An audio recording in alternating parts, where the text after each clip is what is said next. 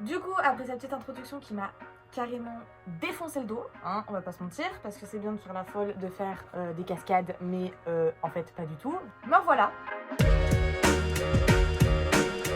Je reviens faire une nouvelle vidéo qui n'a aucun rapport avec le sujet que j'ai abordé la dernière fois, c'est-à-dire l'éducation sexuelle.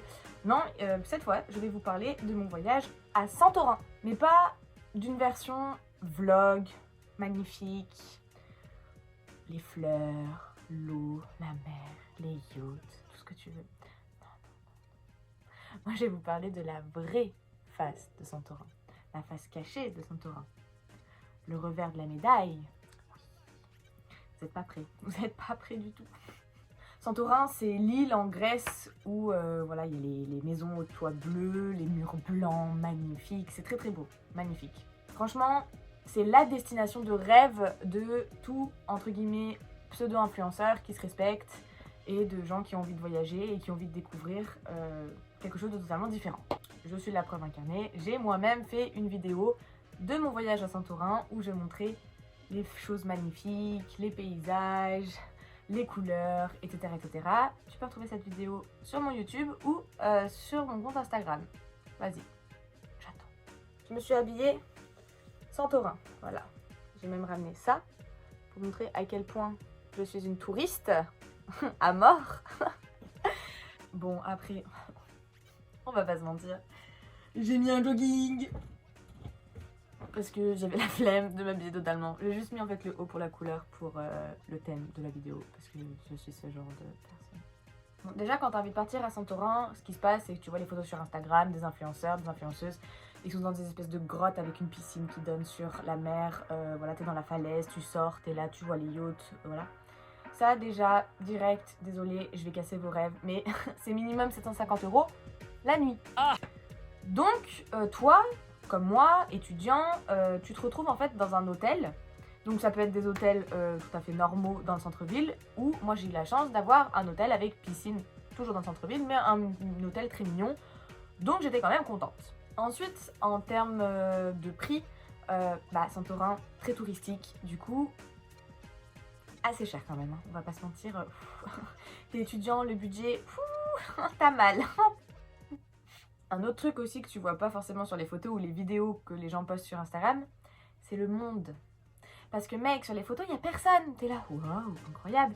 Alors, je sais pas comment ils se débrouillent. Soit ils y vont hors saison, soit je ne sais pas. Mais alors, nous, quand on y est allé, oh mais un monde. Franchement, presque impossible de prendre des photos ou des vidéos où t'avais pas au moins une ou deux têtes de personnes étrangères, clairement. C'était un peu... Ouais, mais moi, vu que j'ai des talents en montage vidéo hein, et en capture de cet instant présent, effectivement, on ne voit pas trop que c'est blindé de monde en fait.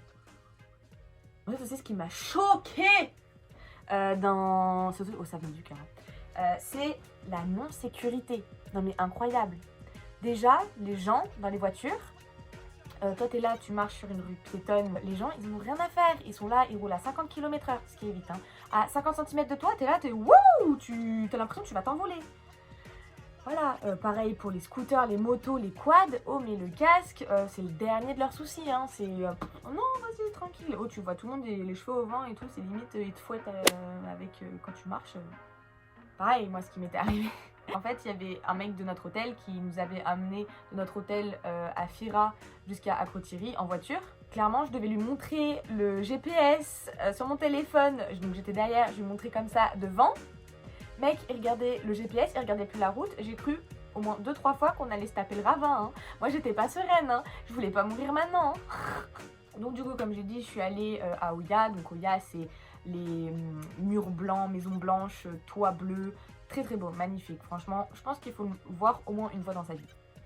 Ensuite, je suis allée à Fira. Fira, c'est plus ouais, le centre-ville, entre guillemets, l'endroit où il y a les fêtes, les soirées le soir, beaucoup de magasins, tout ça. Et je suis aussi allée à Akrotiri. Akrotiri, c'est au sud de l'île. Et il y a quand même beaucoup moins de touristes. Du coup, moi, ce qui m'a marqué, c'est quand on prenait le bus pour aller dans les différentes villes, c'est franchement le nombre de déchets qu'il y avait sur les routes. Franchement, dans les villes, ça m'avait pas marqué plus que ça. Par contre, sur les trajets, oh là là, les bouteilles en plastique, les emballages, c'était choquant. Et ça m'a vachement énervée sur le moment parce que je me disais non mais attends mec, t'es un humain, t'as un paysage de dingue, parce que c'est vraiment un paysage de dingue. Enfin, t'as la chance d'être là et toi tu fais quoi? Enfin tu te retrouves à jeter tes ordures par terre. Enfin vraiment moi c'est un truc qui m'énerve trop, comme la pollution des océans. C'est moi ça, la pollution tout court, mais voilà, ça m'énerve. Pareil aussi, j'ai parlé du monde qu'il y avait quand je suis allée à Crotiri dans le sud. Vu que c'était beaucoup moins touristique, j'ai pu voir aussi le vrai visage d'une île grecque. Voilà, il y avait des bâtiments abandonnés, c'était magnifique quand même, moi j'ai adoré. Enfin voilà, après moi je peux pas trop vous parler quand même en tant que jeune des soirées là-bas, parce que, alors, je vais vous raconter, alors du coup là je vais finir en beauté, c'est la pire anecdote que j'ai sur mon voyage à Santorin. Je vous explique. Le dernier jour, enfin le dernier soir, le lendemain on devait reprendre l'avion, on décide d'aller en boîte à Fira avec ma pote. Donc nous on était à Crotiri, donc on attend le bus, il avait genre 20 minutes de retard. Tu disais non mais on fait quoi là, on s'en va, on va dormir, on reste, on attend. Heureusement on a attendu parce qu'en fait le bus avait bien 20 minutes de retard. Du coup le bus il arrive, toi tu montes dedans. Tu sais c'est les gros cars, tu vois, pas les bus de ville, non les gros cars tu vois. Donc toi tu montes dedans, déjà trop de monde, mais pas de place assise en fait. Genre toutes les places assises sont occupées et toi tu dois te poser soit dans le couloir du milieu, soit dans les escaliers de la porte du milieu. Donc pour te dire, on en revient au sujet de la sécurité, nada, que dalle, y a rien. Donc voilà, t'attends et tout, t'es posé, tu sens le bus il est comme ça et tout. Alors toi, moi j'étais en panique, il y avait la porte des toilettes à 2 cm de moi, j'avais trop peur que... Je sais pas, j'avais peur. Enfin voilà. Et du coup, on s'arrêtait à plein d'arrêts de différentes villes. Il y avait des gens qui descendaient, mais surtout des gens qui montaient, parce que surtout, les gens voulaient aller à Fira. À un moment, je sais pas, 5-10 minutes avant qu'on arrive à notre destination, avec ma pote, il y a 2 places qui se libèrent. On court, on va s'asseoir, on se pose. Et c'était cool, parce qu'en vrai, on n'était pas sereine d'être debout dans un bus comme ça. Voilà, surtout quand on connaissait le niveau de sécurité de là-bas. Bref. Ensuite, on continue et à un moment, donc on était en train de discuter et je sens une espèce de petit, je sais pas, à-coup. Ma pote aussi. On dit bizarre, on voit le bus, il est arrêté. On comprend pas. Et en fait, donc moi, entre-temps, le moment où on s'est assis et le moment où on arrivait à notre destination, il y avait eu encore quelques arrêts. Du coup, il y avait d'autres gens qui étaient montés. Du coup, il y avait des gens qui étaient sur l'allée principale. Je me retourne. Oh, plus personne. Je me dis, c'est quoi ça? J'ai rien compris. Moi, j'étais dans mon... Quoi? Qu'est-ce qui se passe?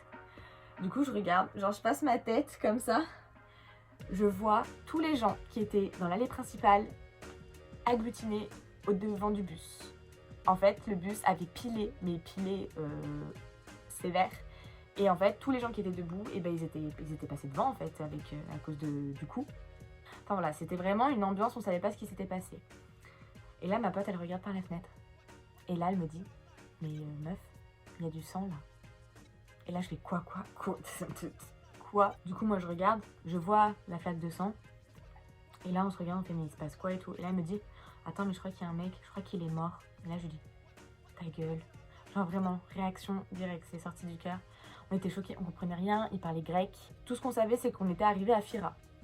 Et du coup bah on reste je sais pas 15-20 minutes dans le bus, on comprend rien. À un moment ils nous disent de sortir en anglais. Du coup, tout le monde prend l'allée principale, on descend et tout. Et on passe devant le bus.